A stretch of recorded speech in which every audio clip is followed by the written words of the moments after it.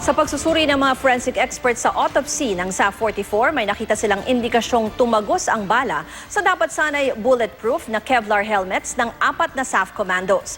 Bukod dyan, maaari pa raw sanang nabuhay ang last man standing na si Police Senior Inspector Max Jim Tria dahil sa braso at hita lang siya may tama. Ngunit nasawi kalaunan dahil walang agarang medical evacuation. May exclusive report si John Consulta.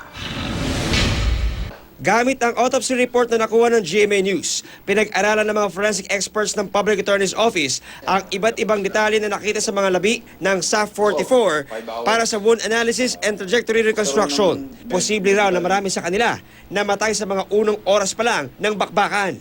Kabilang na sina Ramacula, Aniban, Kibete, Senin, Kayango, Viernes, Nacionales, Nasino, Clemencio, Duque, Balaca, Danao, Aliaga, Candano, Acob, Kayob, Kapinding, Bilog, Baluga, Agabon, Asjali, Sempron, Irana at Golokan. 29 naman sa mga SAF commandos may tama sa ulo. Marami sa kanila tinamaan habang nakahiga o nakadapa.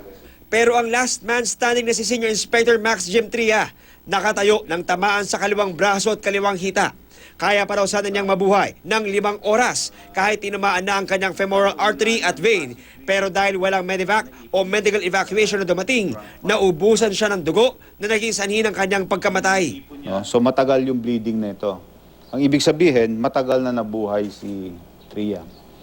If ever na nagkaroon ng medical evacuation, even after a few hours na tinamaan siya, buhay pa sana si Tria. Kasi wala naman siyang fatal or lethal wound. Si PO1 Joseph Sagonoy na naging viral ang video sa social media ng barilin ng malapitan, sa kaliwang binti lang daw ang tama at maaring nakaligtas pa kahit ng ilang araw na walang gamutan dahil walang artery o vein na tinamaan. Pero namatay siya matapos malapitang barilin ng 2 beses sa ulo.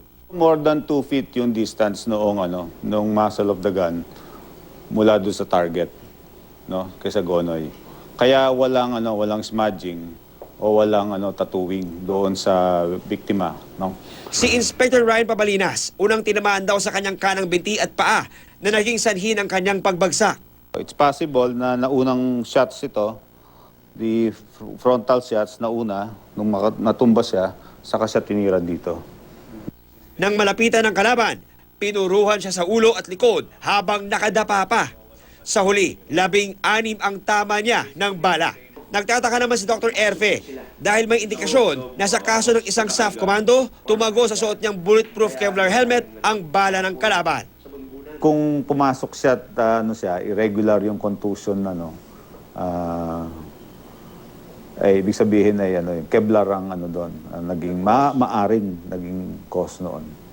Kasi ito yung kadalasan tinamaan dito sa left parietal, right parietal, tsaka dito sa frontal area. Ito yung mga tinamaan ng mga ng bala Maninipis lang yung areas na yun So hindi siya napakatigas at napakakapal para mag-cause ng deformity kaagad. Mayroon ding 3 SAF troopers na tinamaan sa gitnang bahagi ng katawan nang ibig sabihin, inalis muna ang kanilang bulletproof vest bago binaril ng malapitan.